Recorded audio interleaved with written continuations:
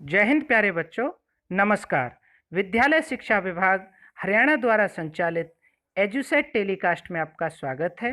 मैं Udayveer Singh Mavi, lecturer in chemistry GSSS Hodal, जिला पलवल, आज आपका स्वागत करता हूं इलेक्ट्रोकेमिस्ट्री के part number 3 electrolytic conductance and Kohlrausch law में। Discuss about the electrolytic conductance और conductance in electrolytic solutions. Dear friends, हमने on the basis of conductance materials को ऑलरेडी डिवाइड किया हुआ है 3 हिस्सों में: इंसुलेटर्स, सेमीकंडक्टर्स एंड कंडक्टर्स। प्यारे साथियों, कंडक्टर्स वो मटेरियल्स होते हैं विच कंडक्ट इलेक्ट्रिसिटी इजीली, जिनसे अगर हम इलेक्ट्रिसिटी पास करते हैं तो इलेक्ट्रिसिटी इजीली फ्लो हो जाती है, उनको हम कहते हैं कंडक्टर्स। अब ये जो कंडक्टर्स होते हैं ये 2 तरह के होते हैं। कंडक्टर्स बात करते हैं इलेक्ट्रोलाइटिक कंडक्टर्स की। वाटर होता है प्योर एक प्योर मटेरियल, जब वो प्योर फॉर्म में होता है तो उसकी जो इलेक्ट्रिकल कंडक्टिविटी होती है वो 3.5 इंटू 10⁻⁻5 होती है प्योर फॉर्म में।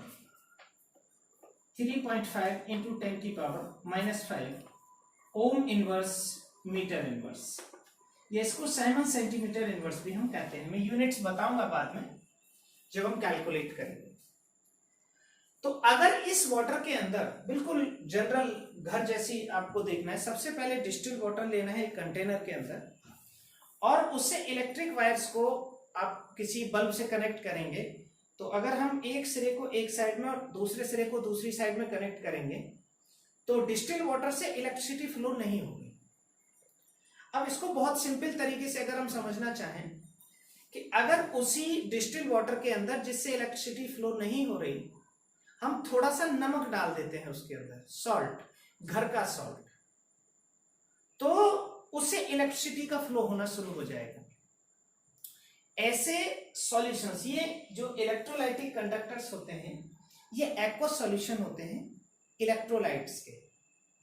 अब इलेक्ट्रोलाइट्स में कौन आता है हमारा? इसमें एसिड्स आते हैं, बेसिज आते हैं और सॉल्ट आते हैं। तो अगर हम उनके एक्वस सॉल्यूशन बना दें तो एक्वस सॉल्यूशन में आयंस प्रेजेंट होते हैं। उन आयंस की प्रेजेंस के कारण they can carry out the charge, वो चार्ज को लेकर एक जगह से दूसरी जगह मूव कर जाते हैं। तो इनको हम कहते हैं इलेक्ट्रोलाइटिक कंडक्टर्स। और ये 2 तरह के होते हैं, एक वीक इलेक्ट्रोलाइट, एक स्ट्रॉन्ग इलेक्ट्रोलाइट। अब वीक और स्ट्रॉन्ग इलेक्ट्रोलाइट का हम 2 तरीके से पता लगा सकते हैं।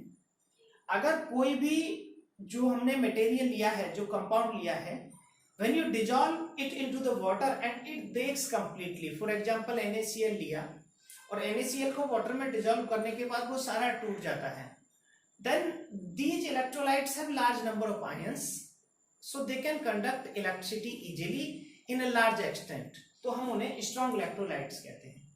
but there are some conductors जो वाटर में डालने पर बहुत कम अमाउंट में टूटते हैं, they breaks in very little amount, they called weak electrolytes। और प्यारे बच्चों, अगर हमें weak electrolytes की degree of dissociation mean number of ions find करने हो तो वो बहुत कम होते हैं, 2%, 3%, 4%। तो हम जैसे जैसे उस वीक इलेक्ट्रोलाइट में वाटर मिलाते जाते हैं तो वीक इलेक्ट्रोलाइट की जो डिग्री ऑफ डिसोसिएशन है अल्फा, अल्फा डायरेक्टली प्रोपोर्शनल होती है वॉल्यूम के, या अल्फा इज इक्वल टू केवी के। इसे हम पोस्टवार्ड लॉ ऑफ डाइल्यूशन कहते हैं, या alpha is equal to √k/c। तो ऐसे इलेक्ट्रोलाइट जो कंप्लीटली ब्रेक हो जाएं, पानी मिलाने का जिन पर बहुत ज्यादा असर नहीं हो उनके डिग्री ऑफ डिसोसिएशन पर, उनको स्ट्रॉन्ग इलेक्ट्रोलाइट कहते हैं। और जिन पर पानी मिलाने का असर होता है उनको वीक इलेक्ट्रोलाइट कहते हैं। ये कोहलरॉस लॉ ने एक्सप्लेन किया। अब हम समझते हैं इन दोनों के बीच का डिफरेंस क्या है। तो आप पॉइंटेड डिफरेंस लिखेंगे। सबसे पहला डिफरेंस, जो मेटेलिक कंडक्टर्स होते हैं उनमें कैरियर ऑफ इलेक्ट्रिसिटी इलेक्ट्रॉन्स होते हैं। इन metallic conductors electricity is carried out by electrons, but in case of electrolytic conductors the electricity is flow through the ions. For example, अगर हमने NaCl लिया तो डिपेंड करेगा जो NaCl है हमारे इन पर इलेक्ट्रिसिटी इनके थ्रू फ्लो होगी। तो ये कंडक्टर होंगे। मेटेलिक में electrons are the conductor of electricity. Second जो इनके बीच का डिफरेंस है, ये टेम्परेचर बढ़ाने पर मेटेलिक कंडक्टर्स की जो कंडक्टिविटी है वो कम हो जाती है टेम्परेचर बढ़ाने पर, और इलेक्ट्रोलाइटिक कंडक्टर्स की जो कंडक्टिविटी है वो बढ़ जाती है टेम्परेचर बढ़ाने पर। ये इनके बीच का सेकंड डिफरेंस है। और जो तीसरा डिफरेंस है, इंपोर्टेंट जो डिफरेंस है, मेटेलिक कंडक्टर्स में नो केमिकल चेंज,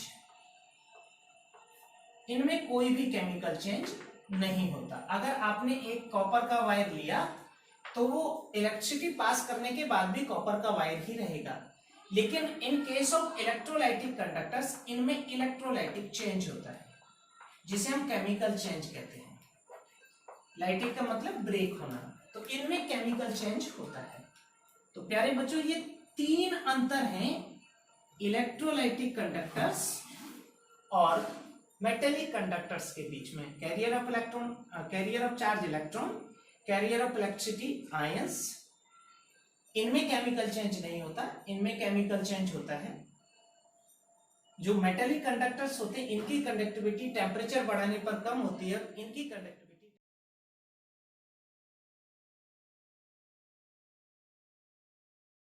टेम्परेचर बढ़ाने पर बढ़ जाती है। तो ये इनके बीच में मेन डिफरेंस है। प्यारे बच्चों, अब हम समझते हैं ये जो इलेक्ट्रोलाइटिक कंडक्टेंस है ये रेजिस्टेंस का रेसिप्रोकल होता है। रेजिस्टेंस होता है हमारा R, मैंने अभी बताया था ये V/I से फाइंड आउट हो सकता है, कैलकुलेट करना अभी बताएंगे हम इसको। लेकिन अभी हम समझते हैं जो इलेक्ट्रोलाइटिक कंडक्टेंस होती है, सॉल्यूशन की कंडक्टेंस, वो किन फैक्टर पर डिपेंड करेगी। प्यारे बच्चों, सबसे पहला फैक्टर होगा nature of electrolyte. Nature of electrolyte में हम समझ सकते हैं चार्ज ऑन आयंस।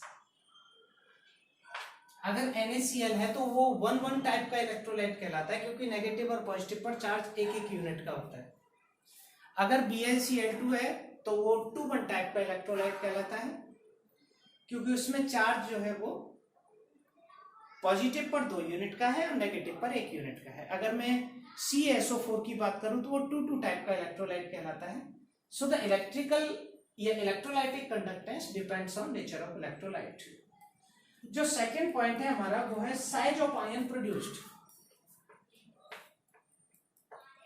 प्यारे साथियों, जो आयन बनते हैं during the process of electrolysis, उनके साइज पर भी इलेक्ट्रोलाइटिक कंडक्टेंस डिपेंड करता है।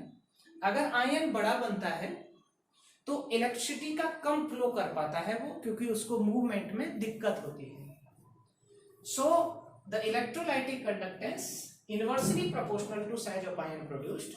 सो आयन जितना बड़ा होगा वो इलेक्ट्रिकल कंडक्टेंस ज्यादा करेगा। इसमें एक बात और समझेंगे हम, जो सॉल्वेशन होता है आयन का, मैं सॉल्वेशन को थोड़ा सा आपको हिंट दूंगा। सॉल्वेशन का मतलब होता है किसी भी आयन के आसपास, जैसे ये Na पॉजिटिव है तो इसके आसपास वाटर आकर हाइड्रेटेड हो जाए, तो जितना ज्यादा सॉल्वेशन होगा वो इलेक्ट्रिकल कंडक्टेंस उसका उतना ही कम होगा। ये हमारा सेकंड फैक्टर है। तीसरा फैक्टर है nature of solvent and it's viscosity.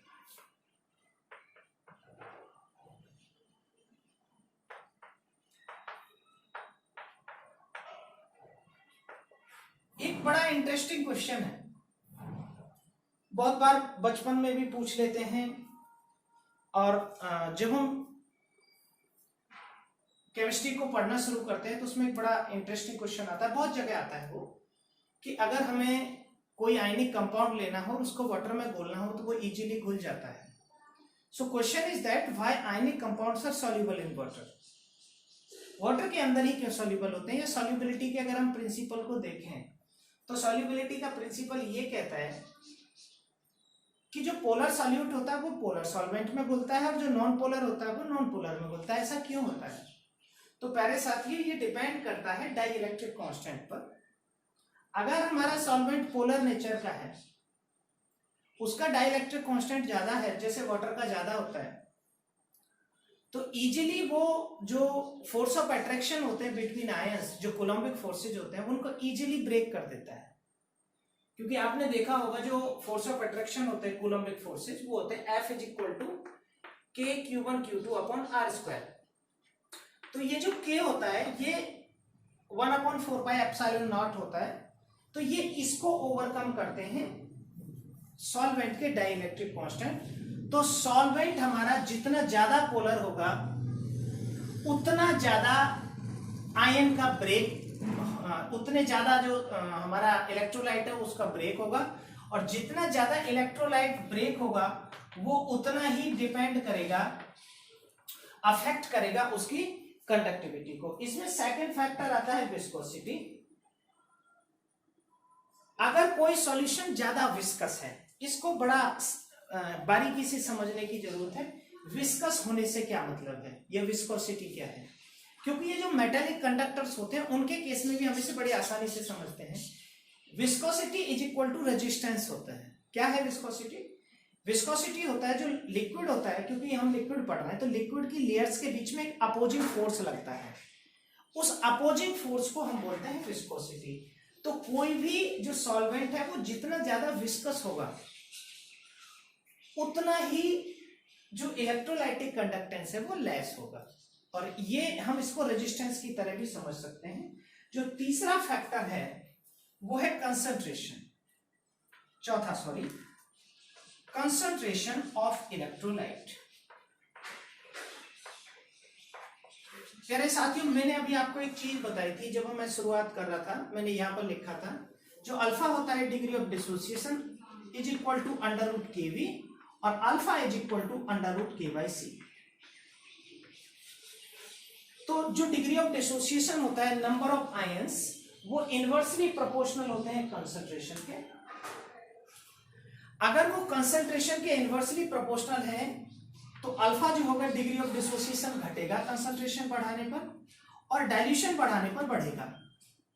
तो अगर वॉल्यूम बढ़ रहा है तो जो वॉल्यूम होगा वो नंबर ऑफ आयंस को बढ़ाएगा, तो इलेक्ट्रिकल कंडक्टेंस बढ़ जाएगा उसका। लेकिन जैसे ही कंसंट्रेशन बढ़ेगी तो डिग्री ऑफ डिसोसिएशन कम होगा तो और कंडक्टेंस घट जाएगा। और जो पांचवा फैक्टर है प्यारे साथियों वो है हमारा टेम्परेचर। टेम्परेचर पर भी इलेक्ट्रोलाइटिक कंडक्टेंस डिपेंड करता है, डायरेक्टली प्रोपोर्शनल होता है। जैसे जैसे टेम्परेचर बढ़ता है जो आयंस होते हैं उनकी काइनेटिक एनर्जी बढ़ती है, उसका मूवमेंट बढ़ जाता है, तो इलेक्ट्रोलाइटिक कंडक्टेंस बढ़ जाता है। So these are the 5 factors which affects the electrolytic conductance। प्यारे बच्चों, अब हम पढ़ेंगे कैलकुलेशन ऑफ इलेक्ट्रोलाइटिक कंडक्टेंस, जो काफी इंपॉर्टेंट टॉपिक रहेगा। लेकिन उससे पहले हम समझ लेते हैं कंडक्टेंस का बेसिक। कंडक्टेंस है क्या एक्चुअल में? आपको मैंने बताया था रेजिस्टेंस शुरुआत में। रेजिस्टेंस को बहुत सारे तरीकों से कैलकुलेट किया जाता है। रेजिस्टेंस होता है जब इलेक्ट्रिसिटी फ्लो होती है किसी सर्किट के अंदर तो उस पर लगने वाला अपोजिंग फोर्स होता है रेजिस्टेंस, जो इलेक्ट्रिसिटी के फ्लो को इनहिबिट करता है, रोकता है। और इसका रेसिप्रोकल होता है conductance, 1/r is equal to 1/c और 1/g। तो हम इसे c या g से रिप्रेजेंट करते हैं। इट मींस कि अगर हमें रेजिस्टेंस फाइंड हो जाए तो हम उसका रेसिप्रोकल करके इलेक्ट्रिकल कंडक्टेंस या इलेक्ट्रोलाइटिक कंडक्टेंस को इजीली फाइंड आउट कर सकते हैं। तो रेजिस्टेंस कैलकुलेट करने की सबसे इजीएस्ट और सिंपलेस्ट मेथड होती है व्हीटस्टोन ब्रिज। तो हम व्हीटस्टोन ब्रिज की हेल्प से रेजिस्टेंस को फाइंड आउट करते हैं।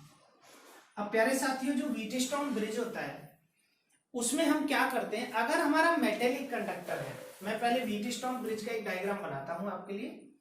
व्हीटस्टोन ब्रिज में 4 रेजिस्टेंस होते हैं इस तरह से।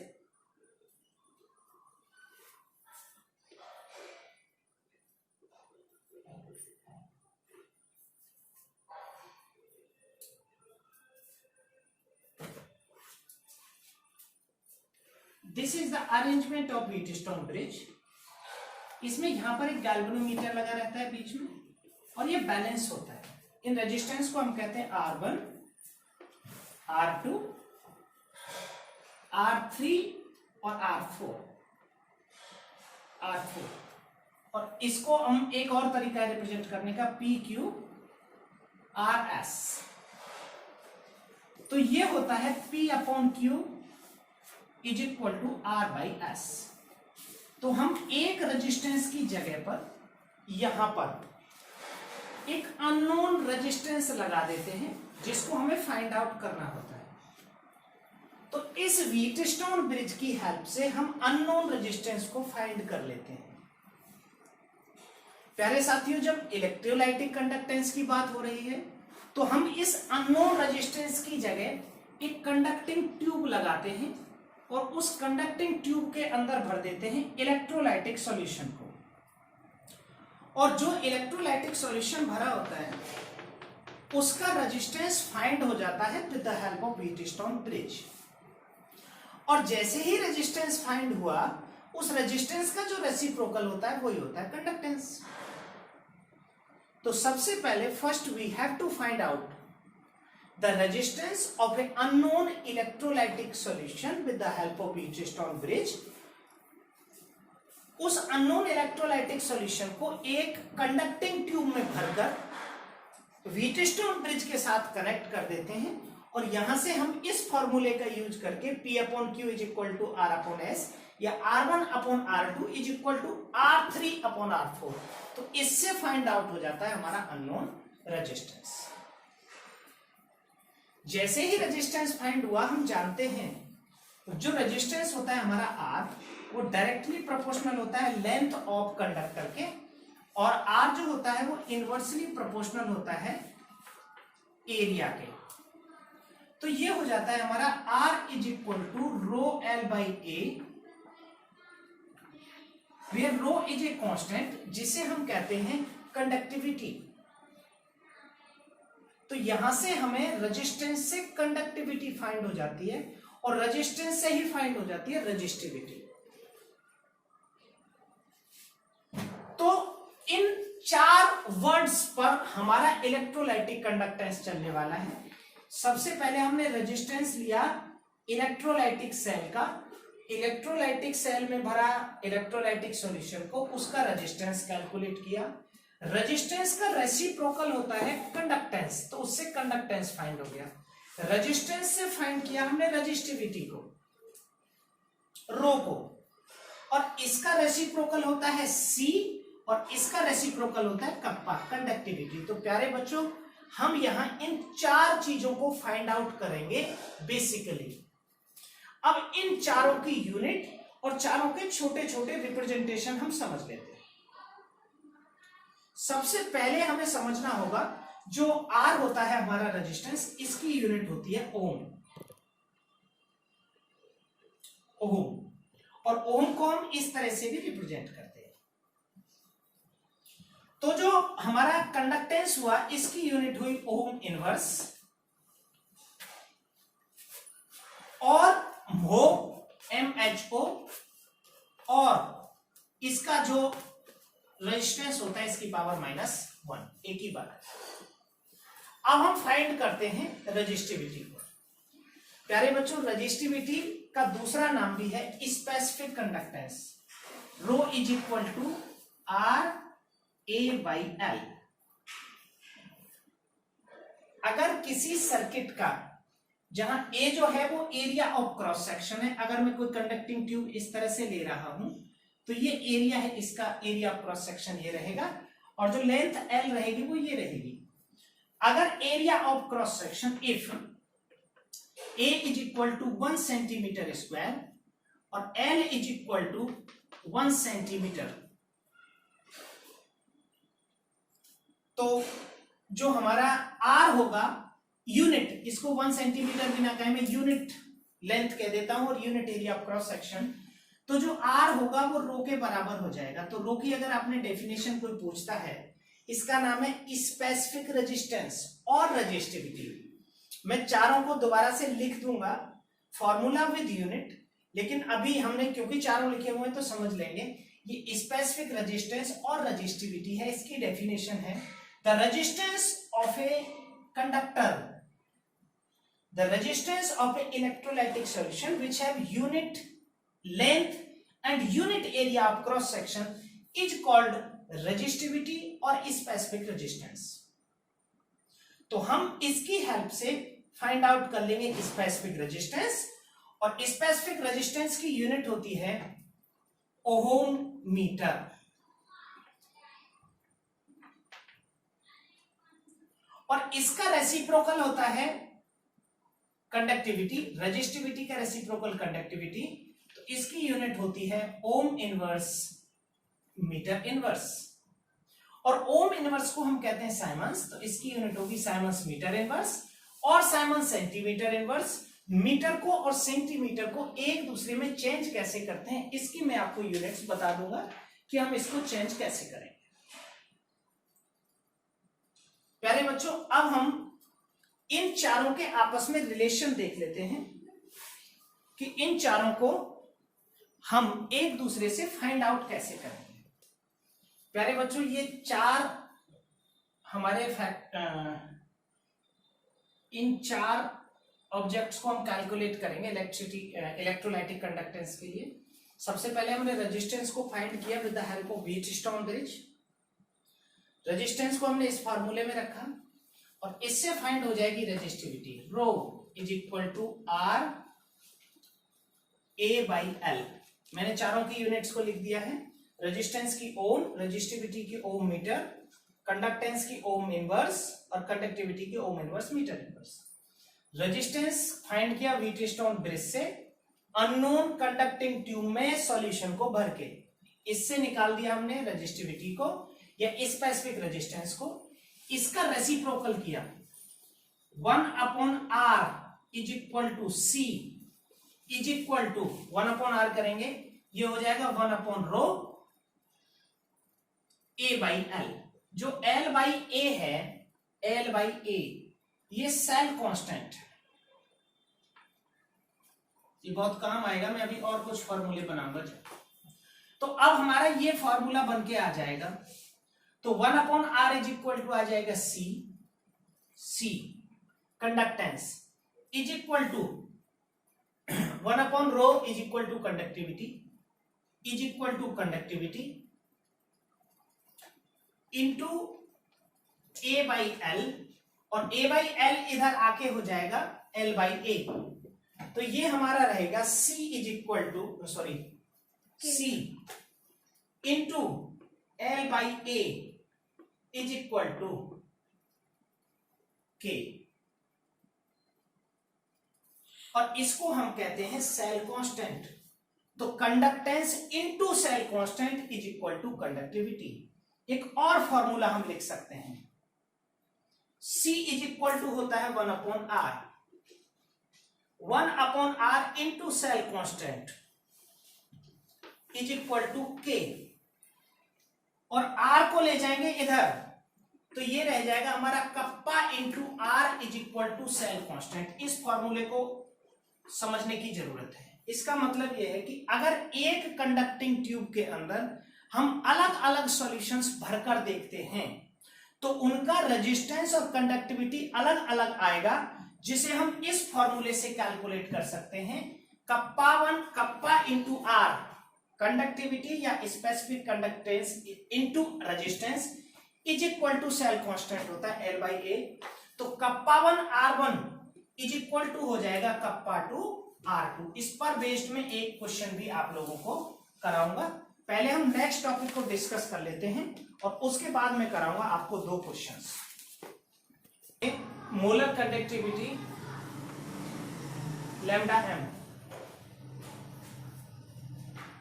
रेजिस्टेंस को फाइंड किया with the help of Wheatstone bridge. Resistance is equal to rho L by A, इससे फाइंड किया rho is equal to R A by L. C is equal to 1/रो 1/r और कप्पा इज इक्वल टू 1/रो। तो हमने यहां से इन चारों क्वांटिटीज को फाइंड आउट करके इनके आपस में रिलेशन एस्टेब्लिश करें। Kappa into R is equal to cell constant. अगर हम एक ही सेल कांस्टेंट लेकर उसमें डिफरेंट कंसंट्रेशन के सॉल्यूशंस भरते हैं तो उनके रेजिस्टेंस या कंडक्टेंस क्या होंगे हम इस फार्मूले की हेल्प से फाइंड कर सकते हैं, या conductance into cell constant is equal to kappa होता है, kappa 1 R1 is equal to kappa 2 R2। तो ये सारे फॉर्मूले रहेंगे जिनसे कंडक्टेंस, रेजिस्टेंस, रेजिस्टिविटी और कंडक्टिविटी के क्वेश्चन सॉल्व होंगे। तो प्यारे बच्चों अब बात करते हैं मोलर कंडक्टेंस की। मोलर कंडक्टेंस की जरूरत किस लिए हुई कि जब हम किसी कंडक्टिंग ट्यूब में सॉल्यूशन भरते हैं तो सॉल्यूशन भरने के बाद उसकी जो कंसंट्रेशन है ये काफी मायने रखती है। क्यों मायने रखती है? The value of concentration defines the number of ions. तो जैसे जैसे नंबर ऑफ आयंस हमें पता चलेंगे, ये नंबर ऑफ मोल्स हमें पता चलेंगे जो सॉल्यूट उसमें डिजॉल्व है, तो हम उसकी कंडक्टिविटी को मोलर कंसंट्रेशन के टर्म में फाइंड करें तो मोलर कंडक्टिविटी फाइंड हो जाती है। प्यारे बच्चों ओरिजिनली ये इक्विवेलेंट कंडक्टिविटी थी जब ओरिजिनली ये फाइंड हुई, और उसके बाद इस इक्विवेलेंट कंडक्टिविटी को मोलर कंडक्टिविटी में IUPAC सिस्टम के अंतर्गत चेंज कर दिया गया। इन दोनों का मैं डिफरेंस भी आपको बताऊंगा। मोलर कंडक्टिविटी होती है लैम्डा इक्विवेलेंट, जैसे लैम्डा m होती है वैसे लैम्डा इक्विवेलेंट होती है। तो क्या होती है? Lambda m is equal to होती है, lambda m is equal to kappa upon m। Simply ये फॉर्मूला है इसका। अब जो यूनिट होती है अगर हम उसे मीटर और सेंटीमीटर के टर्म में यूज करें तो जो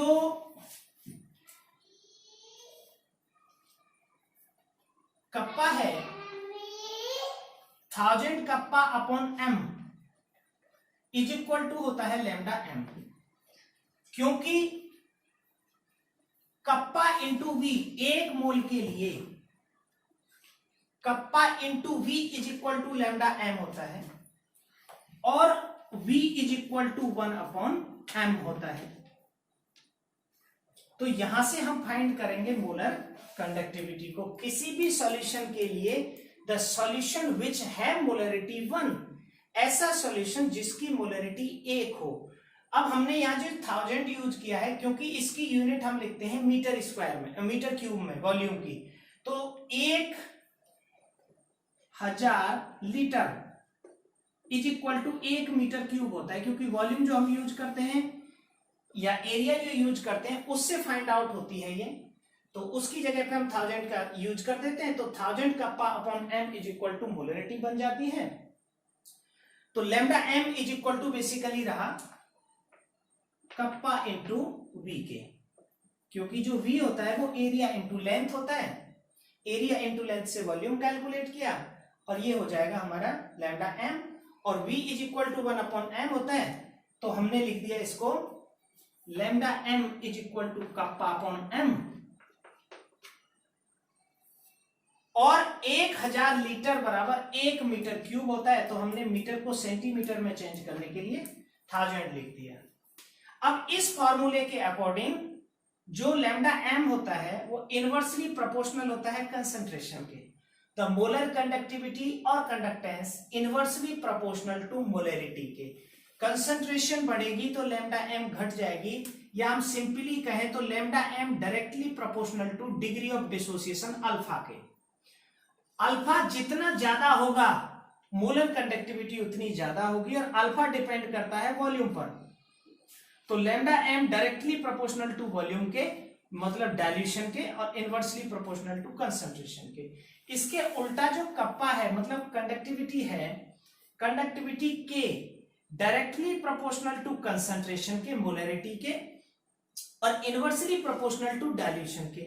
जो कप्पा होती है इट डिपेंड्स। अब क्वेश्चन ये आएगा what is the effect of concentration on conductivity and molar conductivity. तो सिंपल मैंने यहां आपको लिख दिया है, जो कप्पा होता है कंडक्टिविटी वो डायरेक्टली प्रोपोर्शनल होता है मोलरिटी के। तो जैसे जैसे मोलरिटी बढ़ेगी कंडक्टिविटी बढ़ती जाएगी, because it depends on number of ions in per unit volume.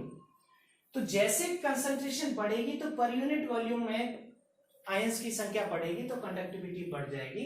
लेकिन जो मोलर कंडक्टिविटी होती है it depends on degree of dissociation, and degree of dissociation directly proportional to volume के, तो वो डिपेंड करेगी वॉल्यूम पर या कंसंट्रेशन पर। अब हम सेकंड अगर बात करें आपसे लैम्डा इक्विवेलेंट की, तो लैम्डा इक्विवेलेंट सिर्फ इतना सा होता है, lambda equivalent is equal to 1000 kappa upon N normality. और हम जानते हैं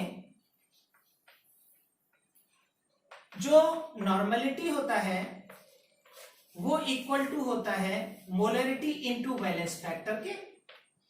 ये हो गया हमारा मोलर कंडक्टिविटी, तो ये हो जाएगा लैम्डा इक्विवेलेंट, लैम्डा एन भी कहते हैं इसे, lambda N is equal to lambda M upon valence factor, और lambda M is equal to lambda N into valence factor. तो प्यारे बच्चों इस तरह से फाइंड आउट हो जाएगी हमारी मोलर कंडक्टेंस और इक्विवेलेंट कंडक्टेंस। यहां हम जो लैम्डा एम है उसकी यूनिट भी लिखेंगे। लैम्डा एम की यूनिट होगी siemens centimetre square mole inverse. Lambda M की कई बार पूछ ली जाती है, फाइंड आउट कैसे करेंगे, इसकी यूनिट है, वैल्यू रखेंगे, इसकी यूनिट है ओम इनवर्स मीटर इनवर्स। अब क्योंकि हमने 1000 लिख दिया तो इसको सेंटीमीटर में कर दिया, तो ओम इनवर्स सेंटीमीटर इनवर्स, और ये है मोल, मोलरिटी, तो मोलरिटी होती है मोल पर लीटर, पर लीटर को हम लिख देंगे सेंटीमीटर क्यूब, सेंटीमीटर क्यूब जाकर ऊपर हो जाएगा सेंटीमीटर स्क्वायर रह जाएगा क्योंकि 1 सेंटीमीटर माइनस का था। तो लैम्डा एम की जो यूनिट रहेगी वो रहेगी siemens centimetre square mole inverse. Unit को भी ध्यान रखेंगे आप, इंपॉर्टेंट क्वेश्चन है, कई बार पूछ लिया जाता है। Siemens centimetre square mole inverse is the unit of molar conductivity. और प्यारे बच्चों अब हम इसके ग्राफ देख लेंगे, the effect of concentration on molar conductivity of weak and strong electrolyte, and then we will talk about the Kohlrausch's law. प्यारे बच्चों अब हम देखेंगे effect of concentration on molar conductivity of weak and electrolyte, strong electrolyte, जिसको explain किया गया with the help of equation lambda M is equal to lambda naught M minus A root C, जिसे हमने बोला डेबई हकल ऑनसागर इक्वेशन और कोलरॉस equation. प्यारे साथियों इसके आधार पर यह निष्कर्ष निकलता है जो वीक इलेक्ट्रोलाइट होते हैं उन पर कंसंट्रेशन का बहुत ज्यादा इफेक्ट होता है। जैसे जैसे हम कंसंट्रेशन बढ़ाते हैं वीक इलेक्ट्रोलाइट की जो कंडक्टेंस होती है, मोलर कंडक्टेंस, वो बहुत ज्यादा घट जाती है, एंड आफ्टर सम टाइम वो पैरेलल टू द कंसंट्रेशन हो जाती है, मीन की इफेक्ट उसका नहीं रहता। इसके आधार पर ये निष्कर्ष निकलता है द इक्विवेलेंट कंडक्टेंस और molar conductance of strong electrolyte do not affect in large extent with the change in concentration, लेकिन वीक इलेक्ट्रोलाइट के लिए बहुत अफेक्ट करती है। इसको आप बड़ा सरल सा एक एग्जांपल से देखेंगे कि एक वीक इलेक्ट्रोलाइट टूटा 5%, और जैसे हमने उसमें और डाइल्यूशन किया तो 5 से उसका टूटकर 10% हो गया, तो डबल आयंस हो गए, तो उसका इफेक्ट बहुत ज्यादा होगा। लेकिन स्ट्रॉन्ग इलेक्ट्रोलाइट एक ही बार में 85% टूटा, and when you again add the water तो 85 से 87% हो गया या 86 हो गया, तो वो जो फ्रैक्शन होता है चेंज का वो बहुत छोटा होता है। तो स्ट्रॉन्ग इलेक्ट्रोलाइट पर कोई भी बहुत फर्क नहीं आता। लेकिन वीक इलेक्ट्रोलाइट में जैसे जैसे हम वाटर ऐड करते जाते हैं, when you added the water into a weak electrolyte, तो उसमें नंबर ऑफ आयंस बढ़ते चले जाते हैं और मोलर कंडक्टिविटी उसी रेशियो में बढ़ती चली जाती है। लेकिन एक वक्त ऐसा आता है when the effect of dilution on degree of dissociation becomes negligible, जहां पर नंबर ऑफ आयंस बनना बंद हो जाते हैं, इवन आप उसके बाद और भी वाटर ऐड करें तो उसे हम बोल देते हैं इनफाइनाइट डाइल्यूशन। और प्यारे साथियों अगर हमें इनफाइनाइट डाइल्यूशन पर कैलकुलेट करनी हो मोलर कंडक्टिविटी तो स्ट्रॉन्ग इलेक्ट्रोलाइट के लिए इजी हो जाती है, उसको हम बोलते हैं limiting molar conductivity. But in case of weak electrolyte, क्योंकि वीक इलेक्ट्रोलाइट के लिए इनफाइनाइट डाइल्यूशन पर ही मैक्सिमम होती है, तो अगर हमें CH3COOH लेना है और CH3COOH की मोलर कंडक्टिविटी मैक्सिमम फाइंड करनी है, तो इसको पहले ले जाना पड़ेगा इनफाइनाइट डाइल्यूशन पर। अब अगर हम इसे इनफाइनाइट डाइल्यूशन पर ले गए तो हमने रखा formula lambda m is equal to 1000 kappa upon m, तो कंसंट्रेशन हो जाएगी 0। और इस कंडीशन में इसकी जो मोलर कंडक्टिविटी आएगी वो इनफाइनाइट आएगी, which is not possible for week electrolyte. तो हम वीक इलेक्ट्रोलाइट के लिए इस सिंपल फॉर्मूले से मोलर कंडक्टिविटी इनफाइनाइट डाइल्यूशन पर फाइंड नहीं कर सकते। तो इसके लिए कोहलरॉस ने एक लॉ दिया और उस लॉ का नाम था Kohlrausch law of independent migration of ions. सबसे पहले हमें यह समझना होगा इसकी जरूरत क्यों पड़ी थी कोहलरॉस लॉ की। प्यारे बच्चों, जरूरत इसलिए पड़ी थी क्योंकि वीक इलेक्ट्रोलाइट की अगर हमें मैक्सिमम फाइंड करनी हो लैम्डा नॉट m, तो वो इनफाइनाइट डाइल्यूशन पर ही पॉसिबल है और इनफाइनाइट डाइल्यूशन पर कंसंट्रेशन 0 हो जाएगी। अगर 0 हुई तो लैम्डा नॉट m या लैम्डा इंफिनिटी m जो होगा वो मैक्सिमम आएगा और मैक्सिमम वीक इलेक्ट्रोलाइट के लिए होता नहीं। तो इसके लिए कोहलरॉस ने एक लॉ दिया जिसे बोला गया Kohlrausch law of independent migration of ions. तो प्यारे बच्चों, सबसे पहले हम समझेंगे कोहलरॉस लॉ और उसके बाद इसके एप्लीकेशंस बहुत इंपॉर्टेंट है, इसके क्वेश्चंस इंपॉर्टेंट है। कोहलरॉस लॉ ये कहता था द लिमिटिंग मोलर कंडक्टिविटी, अगर मैं मान लो हम कोई इलेक्ट्रोलाइट लेते हैं BaCl2, तो BaCl2 एक इलेक्ट्रोलाइट है, वीक इलेक्ट्रोलाइट है, तो ये आयंस में टूटेगा Ba2 positive plus 2Cl negative. तो ये जो आयन है ये जितना माइग्रेट करेंगे उतनी कंडक्टिविटी होगी इस BaCl2 की या CH3COOH की। तो इसने कहा the molar conductivity of weak electrolyte at infinite dilution, limiting molar conductivity भी हम इसे कहते हैं, ये वीक इलेक्ट्रोलाइट के लिए कैलकुलेट करना पॉसिबल नहीं है इजीली। तो कोहलरॉस ने इसके लिए लॉ दिया लैम्डा इंफिनिटी m। सबसे पहले वीक इलेक्ट्रोलाइट के लिए था, दूसरी बात इनफाइनाइट डाइल्यूशन पर कहता था is equal to the sum of lambda infinity positive plus lambda infinity negative. The molar conductivity of weak electrolyte at infinite dilution is equal to the sum of ionic mobility of cation and anion. Lambda infinity m is equal to lambda infinity c plus lambda infinity a। और यहां x और y इनकी number है, अगर यहां पर Cl negative 2 है तो यहां 2 का मल्टीप्लाई हो जाएगा। तो इस तरह से हम with the help of Kohlrausch law we can find out the molar conductivity of weak electrolyte। इसको एक एग्जांपल से समझते हैं। अभी हम एग्जांपल के लिए अगर हम लेते हैं एसिटिक एसिड CH3COOH। अब एसिटिक एसिड के लिए इजीली इसकी लिमिटिंग मोलर कंडक्टिविटी फाइंड करना संभव नहीं है, तो हम क्या करते हैं प्यारे बच्चों, इसकी रिएक्शन करा देते हैं हम NaCl के साथ। NaCl एक स्ट्रॉन्ग इलेक्ट्रोलाइट है और इस स्ट्रॉन्ग इलेक्ट्रोलाइट की हम easily limiting molar conductivity find कर लेते हैं। जब ये स्ट्रॉन्ग इलेक्ट्रोलाइट रिएक्ट करता है इस वीक इलेक्ट्रोलाइट के साथ तो हमें मिलता है CH3COONA। ये CH3COONA भी क्या है, एक स्ट्रॉन्ग इलेक्ट्रोलाइट है। और दूसरा हमें मिलता है HCl, और HCl भी क्या है, वीक इलेक्ट्रोलाइट।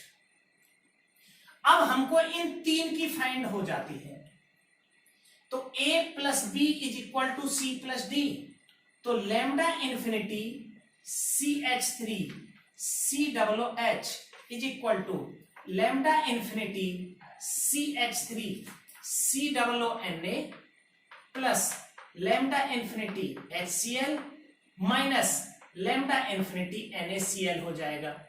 तो हमने क्या किया, यहां से हटाया Na और यहां से हटाया Cl, तो क्या बच गया, lambda infinity CH3 COOH is equal to lambda infinity CH3COO negative plus lambda infinity H positive. तो इस तरह से हम मोलर कंडक्टिविटी फाइंड आउट कर लेते हैं किसी भी वीक इलेक्ट्रोलाइट की बाय यूजिंग कोलरॉस लॉ। और प्यारे बच्चों, अब हमारा इसका लास्ट टॉपिक है एप्लीकेशन ऑफ कोलरॉस लॉ। हम कुछ डाटा आपके साथ शेयर करेंगे जो इन वैल्यूज को डिफाइन करेंगे। उसके बाद कुछ एग्जांपल्स आपको क्वेश्चंस के करने हैं और इन्हीं के बेसिस पर सारी प्रॉब्लम सॉल्व हो जाएंगी। ये फॉर्मूले हैं, ये हैं, और अभी मैं डिस्कस करूंगा। सबसे पहला एप्लीकेशन है to find out molar conductivity of weak electrolyte, जो अभी मैंने डिस्कस किया था, लैम्डा इंफिनिटी m। इसकी हेल्प से हम फाइंड करते हैं A plus B is equal to C plus D. एक वीक लेकर एक स्ट्रॉन्ग से रिएक्शन कराते हैं, दो और स्ट्रॉन्ग बनते हैं, उनकी वैल्यूज हम इजीली फाइंड कर लेते हैं। दूसरा हमारा इसका एप्लीकेशन है to find out degree of dissociation of weak electrolyte. Alpha degree of dissociation है वीक इलेक्ट्रोलाइट के लिए।